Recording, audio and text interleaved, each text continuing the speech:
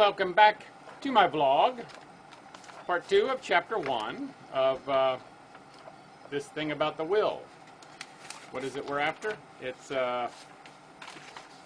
Russell H. Conwell, What You Can Do With Your Willpower. This brings to mind a certain stipulation, which the ambition of youth must recognize. You must invest yourself or your money in a known demand. You must select an occupation that is fitted to your own special genius and to some actual want of the people. Choose as early as possible what your life work will be. Then you can be continually equipping yourself by reading and observing to a purpose. There are many things which the average boy or girl learns in school that could be learned outside just as well. Almost any man should be able to become wealthy in this land of opulent opportunity. There are some people who think that to be pious, they must be very poor and very dirty. They are wrong. Not money, but the love of money is the root of all evil. Money in itself is a dynamic force for helping humanity. In my lectures, I have borne heavily on the fact that we are all walking over acres of diamonds and mines of gold. There are people who think that their fortune lies in some far country. It is much more likely to lie right in their own backyards or on their front doorstep, hidden from their unseeing eye. Most of our millionaires discovered their fortunes by simply looking around them. Recently, I have been investigating the lives of 4,043 American millionaires. All but 20 of them started life as poor boys, and all but 40 of them have contributed largely to their communities and divided fairly with their employees as they went along. But alas, not one rich man's son out of 17 dies rich. But if a man has dilly-dallied through a certain space of wasted years, can he then develop the character, the motor force to drive him to success? Why, my friend, willpower cannot only be developed, but it is often dry powder, which needs only a match. Very frequently, I think of the life of Abraham Lincoln, that wonderful man, and I am thankful that I was permitted to meet him. Yet Abraham Lincoln developed the splendid sinews of his will after he was 21.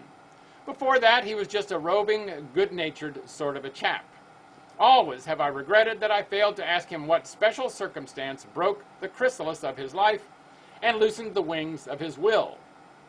Many years ago, some of the students of Temple University held a meeting in a building opposite the Bellevue Stratford Hotel.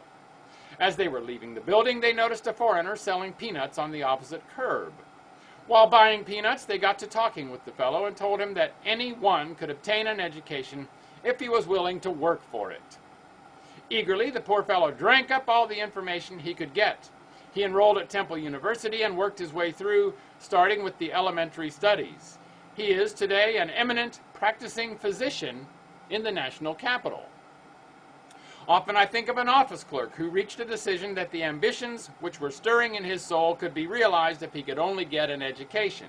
He attended our evening classes and was graduated with a B.S. degree.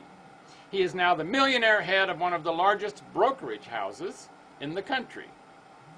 Where there's a will, there's a way, but one needs to use a little common sense about selecting the way.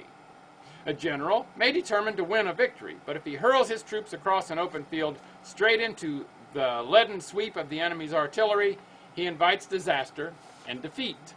The best general lays his plans carefully and advances his troops in the way that will best conserve their strength and numbers. So must a man plan his campaign of life.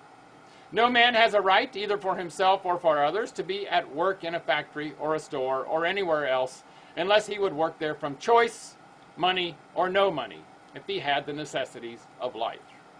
As a man thinks, so he is, says the writer of Proverbs, but as a man adjusts himself, so really is he after all.